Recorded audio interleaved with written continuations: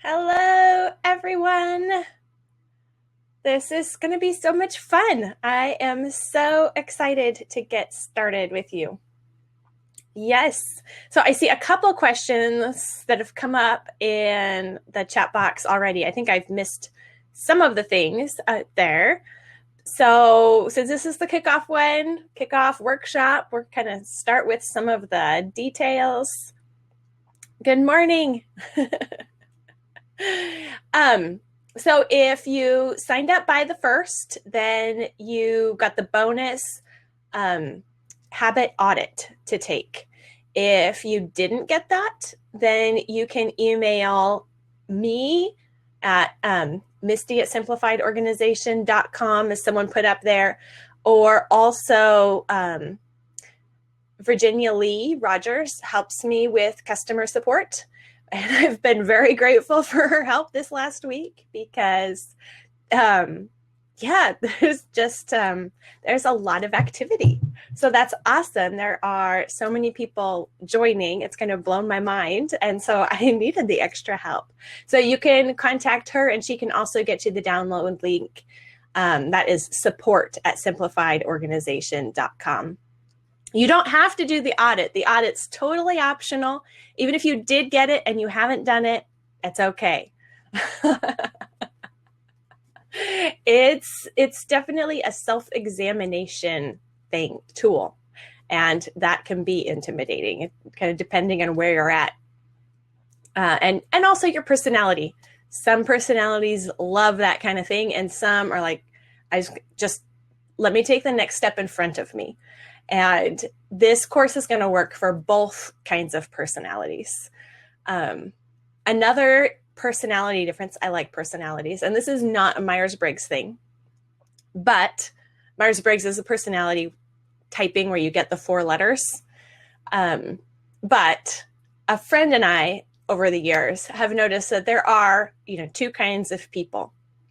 There are project people, and then there are plodding people. And the plotting, that kind of sounds, to me, maybe because I'm a project person, to me plotting sounds a little pejorative, but it's not meant to be.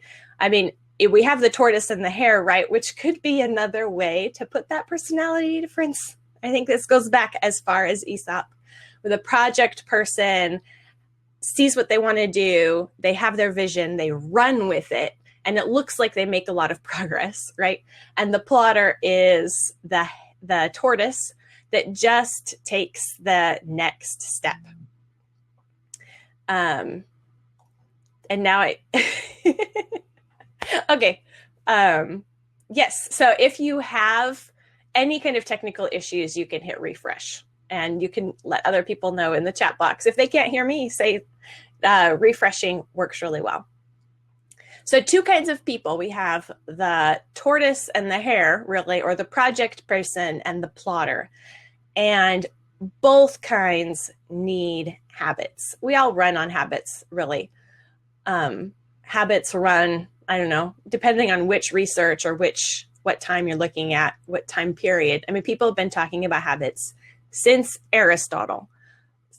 And we have this distinction between different kinds of people going back to Aesop.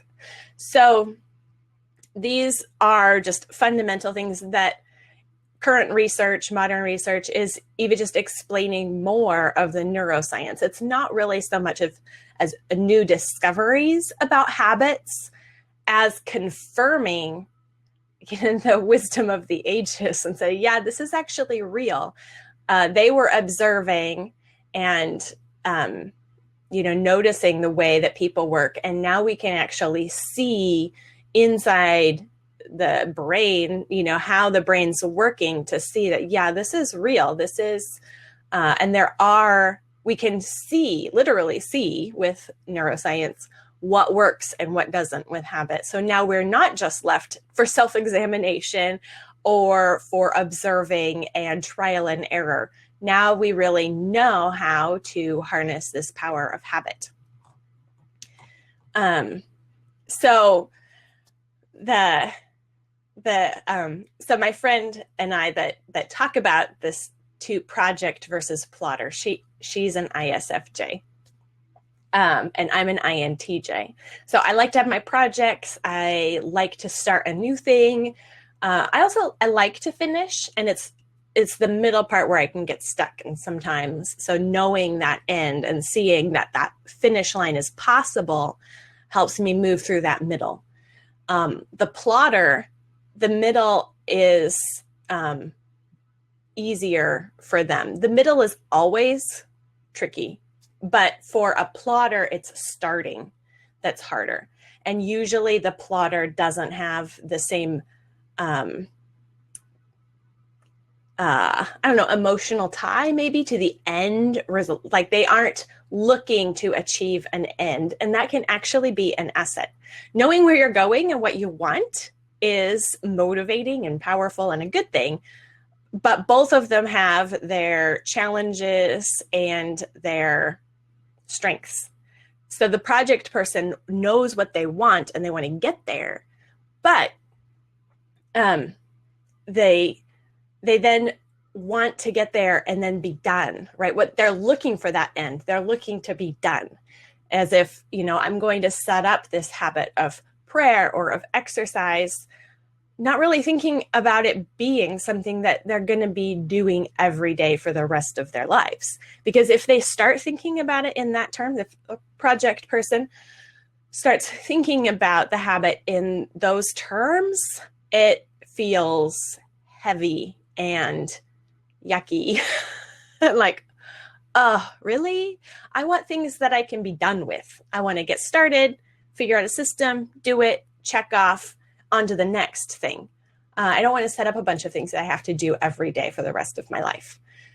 The plotter person is much more comfortable with habits because they're comfortable thinking in those terms of these are things that I can do every day. Usually it's the project people writing, motivational things and programs, right? Because writing a program is a project. It's a fun one. And so we can make it intimidating then to the plotters, but it's really the plotters who are really going to be able to run with this because they can take that next step. So as we're building habits, if you identify with the project person, which I am, and I do identify, this is a step back for us. And it's a project, so it appeals to us because it's a 6-week course. But while we're doing it, we have to be kind of dialing it back a little bit because our tendency will be to bite off more than we can chew, to want to get to that end faster, to do more than we need to. So it was there. This, course has already had multiple outlines of course and different things. And I had to keep stepping it back and say, no, a tiny habit. That's not a tiny habit. It was just so hard to think in these terms. So if you're more of that project, big vision, energy kind of person, then you're going to have to keep taking deep breaths and not do more and not get overexcited and overextended and ecstatic and go, running with this. Just do the tiny seed habits. Try it. This is your project. Your project is small things. And then if you're more of a plotter, my chat box stopped working. If you're more of a plotter, then I'm so happy to have you here because I know that doing something like this, taking a program is taking a course, doing something where it's like, well, this is just 6 weeks and they're habits. I'm supposed to be doing them my whole life. You're more reluctant to do anything, to sign up for something, to start a program, because that 6 weeks is not enough. And that 6 weeks and a program is a short-term thing where we're talking long-term. But these are habits that are going to be super doable and they're going to appeal to the plotters. And so those of us who are project people need to lean on our plotter friends for these. Plodder with a D, a tortoise in the tortoise and the hare. um, so the tortoise, you just taken the next step. That's what we all need to be doing. So this is 6 weeks of being intentional tortoises. Yeah, maybe it could be the plotters and the plotters. Yes, and yeah, we could sometimes go through seasons of either, and there are differences, but really, if you tend to bite off more than you can chew or crash and burn, yep, we have to recognize that, and we have to take that step back and say, okay, not going to do that this time. It seems like it should work, but that's because we're looking for that end and to be done. And that's not what habit is about. Habit is about continuing, repetition, over and over. So for those of us who are project people, we have to get more comfortable with thinking about things in terms of every day for the rest of my life. So maybe that just needs to be something to think about and feel awkward with for a while, or recognize like, actually, about things I have to do, as if I put it in those terms, like if I use the expression every day for the rest of my life, that I say, that's my immediate react. If I'm using that term, it's usually in some kind of, never mind, I don't want to do that. So we have to take a cue from our tortoise friends and say, one step in front of the other. It doesn't look impressive, but it is impressive. It doesn't look like it. It doesn't cause recognition. It doesn't feel super motivating. It doesn't feel like we're getting anywhere, but that's a classic fable for a reason. That is the way that we get there. That doesn't mean that we're going to become a different kind of person, which that can be something that to, energize a project person, like, yay, I can do a whole makeover of my life. That energizes us, right? And it intimidates the plotter because they know they're just taking the next step, and that's not gonna happen. They recognize it's not gonna happen. So they're wise. And these habits are just the little things that we do every day. And every day for the rest of my life makes my heart rate spike. It feels insurmountable. Yes. Yes, habits are continuing. And that's why weight loss is tough. That's right. It feels like a project. We take it on like a project. And then it turns out that it's never something that you can cross off and not think about again. That is true for every single habit. Every kind of, like, life is maintenance. And I think when I first started realizing that years ago, I started like doing this nosedive, emotionally and mentally, like, really? But we have to recognize, no, this is the way God set up the world.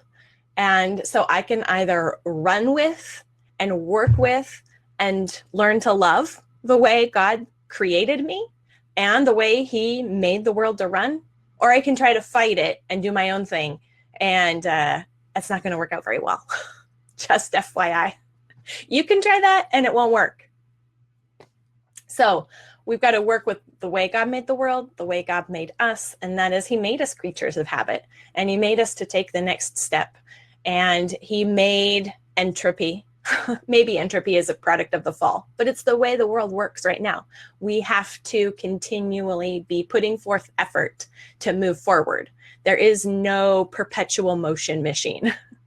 And, life is described as a journey, a path where, think of like Pilgrim's Progress. We're going from here to Zion. There is no point along the way where you stop and say, all right, well, this is fine. We're done here with this now. Let's try something else. We just keep going. There are different seasons. There are different things that happen along the way. But, if we ever become complacent in where we are, that is not just stopping where we are, So it's like the path from the city of destruction to the celestial city. It's not actually just a path. It's one of those like escalator paths, except it's not where or a treadmill. That's what it is. It's a treadmill. So if you aren't consciously moving forward and taking that next step, then you're going backwards. And so, yes, in praise of maintenance. Oh, wait, is that a book? I have to go back. Maintenance can feel discouraging, but it's reality. So that means that we can work with it and we can learn to love it, and we can. Okay, I'm going to get distracted by the chat box because there's a great conversation going on in there. So we need to embrace maintenance, even in our habits, and do the right next thing, which is just the next step, not a total life makeover where you're going to make yourself into a new person. We got to be okay with that. But if you're a project person and that feels daunting and that feels icky, then this course will turn it into a project for you. So it will help. This is your 6-week project to try it out. So if you're the tortoise, if you're a plotter, then the worksheets and the baby steps are going to flow right with you. We're not going to make you bite off more than you can chew, which I think most programs do. Any courses, it feels anything that's a big change just completely stymies the tortoise, the plotter. And that's okay. This is not a big change. This is the next step. So it's going to be doable. And it's going to be a challenge for those of us that prefer big change. So we got to run with it. Yes. Reining in this overzealous project addiction. We can start a support group. There will be a replay later. Yes. So all of the chats will have replays. So when you get the worksheet, when the emails start coming, probably one of your first reactions is going to be, does that even count? Like, they are things that if you are already doing them, or if you have done them in the past, you probably did not even count them. You didn't think of them as something, worth putting on a checklist, something worth saying, that was good. But they are the baby steps. They are tiny habits. They are going to take 30 seconds or less each. So for instance, so the first week is prayer. We're not going to be arranging a devotion time, a time to read your Bible and pray, to keep a prayer journal, to do that. Not because that's not a thing that we should be doing. Of course we should. We should have times of prayer, multiple times of prayer, but at least, it starts with one. And we should be reading our Bible, and we should, there are things that are part of the good life, but the problem is we try to set it up. We take, I take my weekly time budget, right? And I say, well, so the ideal day should have, and I mark it all off and arrange everything. And it never happens. And there are multiple reasons for why that doesn't happen. But one of them is that I'm trying to jump from where I am to where I want to be instead of taking the next step.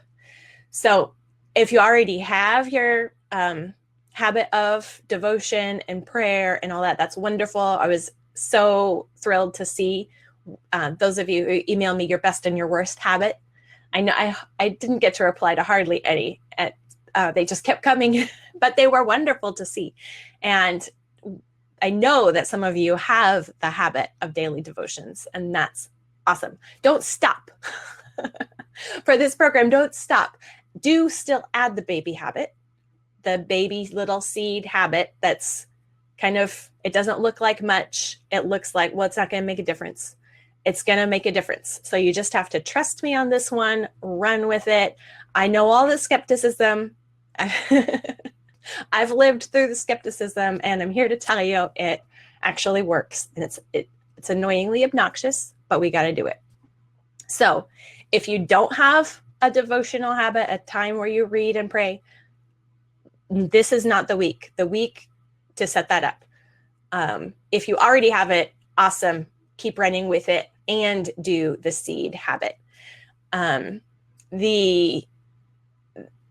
good example to see why is in week 2 with the exercise habit, movement, right? Not even exercise. It's so small that you can't even really call it exercise. And so you're going to want to despise it, right? Just don't despise the day of small beginnings. It doesn't look like much. It's not anything that's ever going to be recommended from a fitness website or anything. It's not going to give you heart health or muscle toning in and of itself. One push-up or one squat or 3 jumping jacks. That's the kind of movement that we're going to be talking about. It's not that we're less than a minute. It has to take less than a minute, and it has to be so easy and so simple. Like, it doesn't take supplies. It doesn't take anything except the reminder to do it. And you can't say no. And I know, as a project person and a big change person, when I first tried doing tiny habits like this, and this is do it so you can't say, make it so small you can't say no. I was like, but that's so small that I feel like I have to say no to it. Like, you don't matter. You don't count. That's not going to make a difference. So I'm not going to do it. It will be a stupid waste of my time, even of 10 seconds. And I would rather spend 10 minutes on Instagram or something. It's like, clearly wasting time is not actually my biggest concern, but I will look at that tiny little thing and say, I'm better than that. So that's pride. And these are humble habits. So if you look at the tiny little habit and you feel like, I should be able to do better than that, and so you're not, and so you don't want to do it, that's where we go to repent, rejoice, repeat. And you say, that's pride. I'm going to be humble and do the humble habit. Yes, small is stupid. And I have, a problem with being stupid. So I told my husband, it's like, well, could my motto for 2018 be, don't be stupid? And that'd be nice. And there are a lot of little things that I do that are stupid. And one of them is saying that is so insignificant that it's stupid. I'm the one in that case who is, not recognizing the wisdom of the small step. So one, you do need to have, to get your heart rate up and to build your muscle. And these are all true. So going with the small thing is not saying that the chunk of time to take care of your body, to take care of, your family, different things that we're going to be working on. It doesn't mean that the big chunk of time isn't necessary and isn't good. It's saying we're going to start with the little seed, tiny habit. The project people among us, I was thinking, along the lines of seeds, and they don't look like much, but the project people among us, and I feel like we've got a good crowd here who we relate. We want to jump to fire roasted tomato sauce. Like, we want to say, okay, that's what I want. I want roasted tomatoes into the sauce with season. That's what I want. So let's just do that when we don't. And we don't have any tomatoes, and we don't have any of that. Sometimes we might try, going to the store. Maybe I shouldn't try to expand this metaphor on the fly. It probably won't work. But what we want is fire roasted tomato sauce. And we have nothing. Do you know how you get there from here? You don't get there overnight. If you don't have tomatoes, you don't have anything. You have a tomato seed. You've got to plant the seed. And at least a tomato is prolific. So you'd probably be able to get enough tomatoes off of one plant to make your fire roasted sauce. So it's a great example. Because it just takes one, and if you know a tomato seed, teeny, teeny, tiny, tiny. It doesn't look like you can go from the tomato seed to fire roasted tomato sauce. That doesn't look like that's possible. But you can't have fire roasted tomato sauce without the little tiny seed. So we're going to go with the seeds and not despise the day of small beginnings. And if you do have, the prayer habit, if you do have the exercise routine already in place, great, go with it. Like, keep that up. That's awesome. If you don't have it, even if you want it, then don't try to implement it now. Start with the seed habit. And if you do have the habit, you still want this seed habit, because what these seed habits are going to do is they're planted inside of us. They germinate. They start creating growth because they change the way we think about our time and ourselves and our life and our Lord. It helps us to think about our Lord, to think about Christ and set our minds on things above more often and more regularly. And so it's a mindset shift. And that's what the seed habits are going to help accomplish. Just that mindset shift of, what needs to happen. And, we just start realizing that we have bad patterns of thinking, bad patterns of relating, and we can't change all of them by fiat. We have to start by changing the way that we are seeing what's happening. And that starts, of course, with prayer first. And so that's why we're starting that. Right. The seed doesn't look like a miniature version of the final product. It's so true. It looks totally different. And it looks insignificant, right? But that's where the real growth happens. I mean, you think about what's inside of a seed. And I can only say this because we did botany last year. Like, I homeschool to learn what I should already know. But what's inside the seed, everything for growth, everything that a plant needs to get started is inside that little bitty, insignificant, strange looking seed. So it gets buried, so you can't even see it. It's not visible, whatever. It goes in there, and life starts popping up out of it. And it has the nutrients, it has everything to need to multiply and to grow itself. So we're going for personal growth here, spiritual growth, sanctification. And so it's like seeds. And Christ says faith is like a seed, and the kingdom of God is like a seed. So yes. Yeah, I know. And we listen in our morning time that we do all around the table for our homeschool. We're listening through the Proverbs over and over this year. And I was like, yeah, there are actually a lot of Proverbs about quick success, not actually working. So yeah, I guess God tried to tell us about this before. We shouldn't need neuroscience, but we know now that it's all true. So good thing we know. We should have known already that this was true. Oh, that's a good connection, Erica. Seek first the kingdom means seek first the seed. Possibly. I mean, we shouldn't despise the seed, and we should be seeking Christ. So setting our mind on things above. And that is going to characterize our first week. So that's a good one to talk about. It's not offering all the petitions that you had.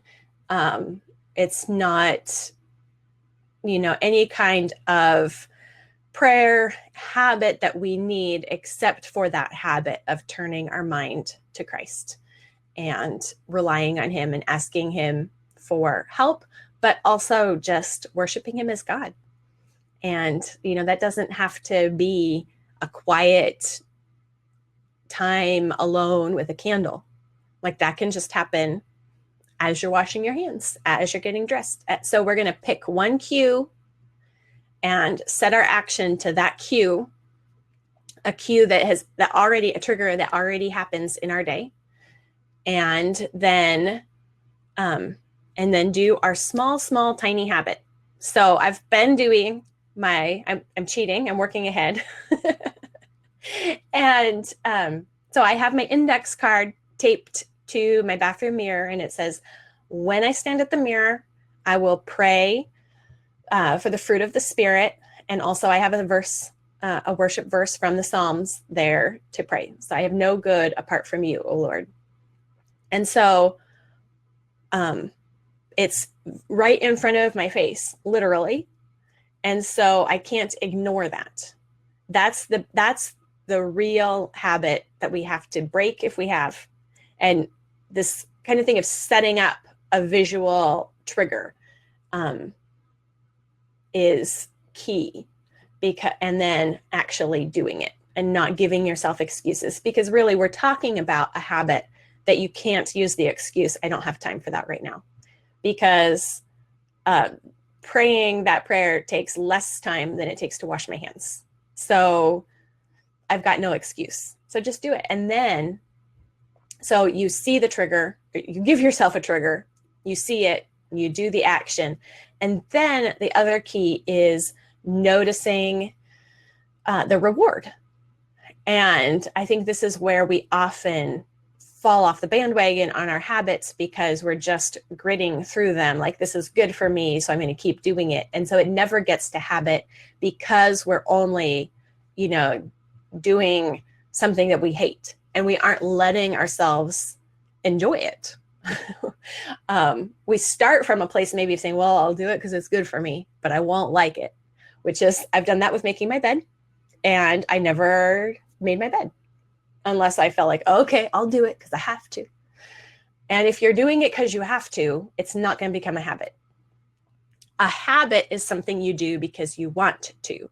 Like, it has to reach automaticity. It has to be automatic before it's a habit. And nothing is going to be automatic if you don't like it. You're getting something out of it if you're doing it over and over again. So what are you getting out of it? You can think about that with a bad habit and say, what am I getting out of this? I shouldn't like it. I shouldn't want it, but clearly I do, because I keep returning to it. So what am I getting out of it? And then you can start addressing that need there with something healthier. But with the healthy habits, you have to look at them and notice the reward that is there. It might not be as, we're not talking about extrinsic rewards like giving yourself chocolate or some kind of treat for doing the thing, but noticing the actual reward that's inherent in the action. I thought, well, let's see. So for prayer, noticing the reward of peace, which God promises. If you, do not be anxious about anything, but in everything by prayer and petition with thanksgiving, present your requests to God, and the peace of God, which passes understanding, will guard your hearts and your minds. We have that biblical truth right there telling us this is the reward of prayer. We can have God's peace. And so we have to not just pray, but also notice that, oh yeah, I can calm my spirit and not be just going on my own way.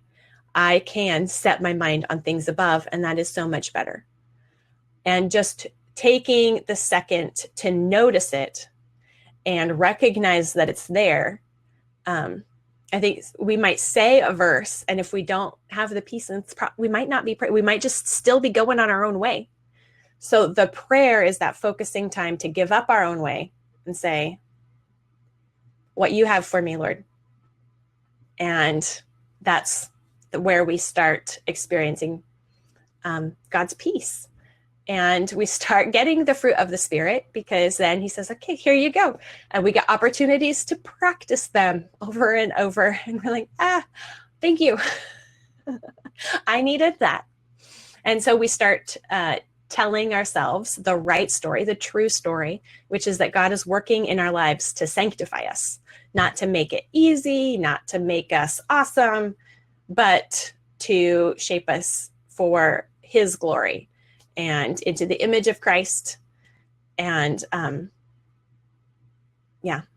that's not the same thing as feeling like a superhero, right? That's humbling ourselves.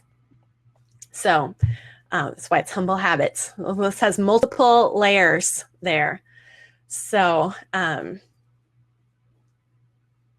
let's see here. I see there are a number of questions, but I think we've pretty much reached our time. I think we have maybe 5 or 10 more minutes. So I'll get the first few.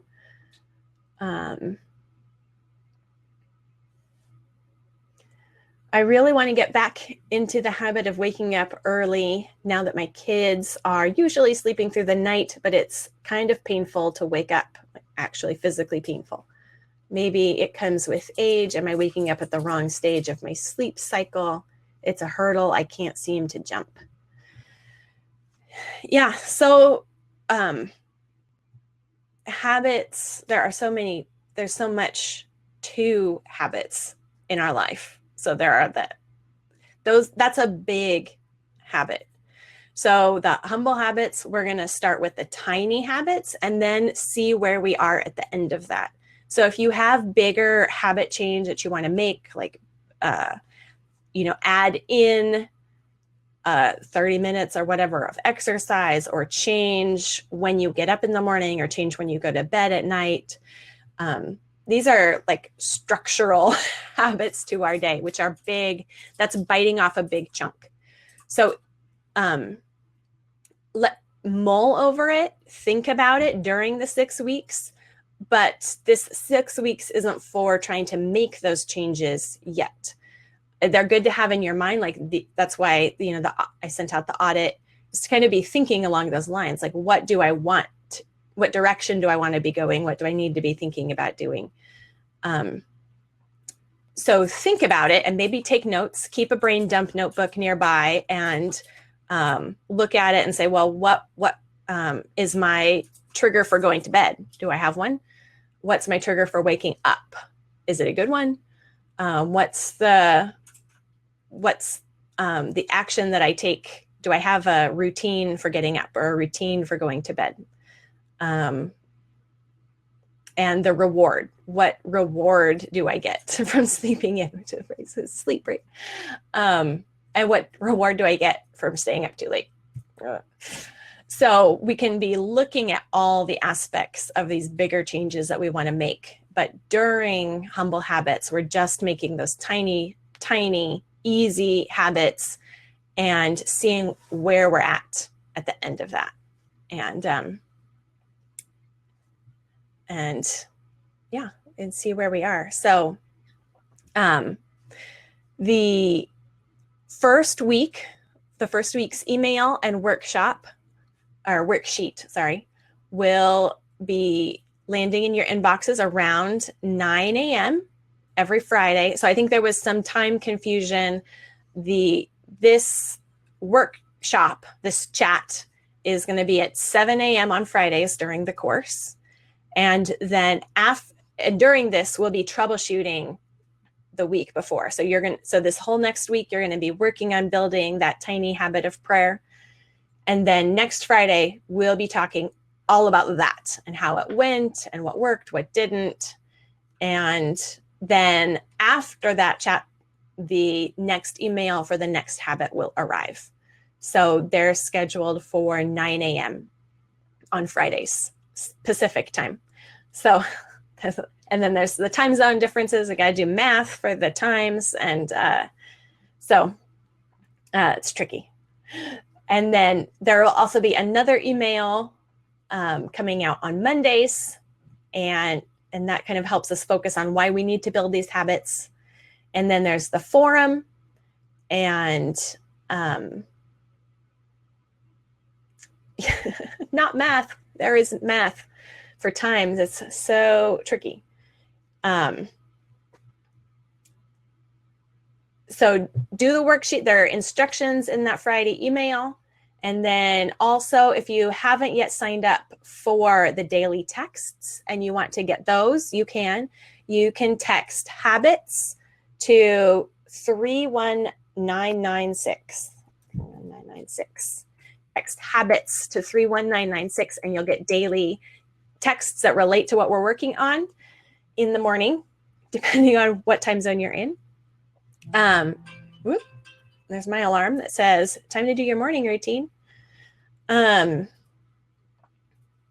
Yes, there's only been one text that's gone out so far, but you'll receive another one in about half an hour, I think.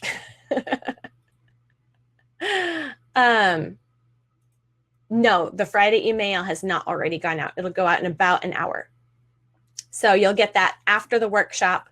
So you can kind of close off one week, start the next, so that it goes out on Friday, so you have the weekend to kind of read it over, think about it, put it into place. And then Monday will be like, let's build this habit. And if you don't like texts or are outside of the United States, or you just prefer email, you can also get those daily texts by email. And there should be a link in the welcome email to click to get those. And if you didn't see that, or you aren't sure if you got it, you can always email support@simplifiedorganization.com, and we'll make sure that you're getting those. Yes, so I'll take these questions and put them in the forum and answer them there. There are quite a few here. So I'll see if I can combine any, but I'll start some forum chats for the kickoff. All right. So hopefully we can keep some conversation going in the forums and get started this week on our first humble habit of prayer. So, and I'll see you all next week, I hope.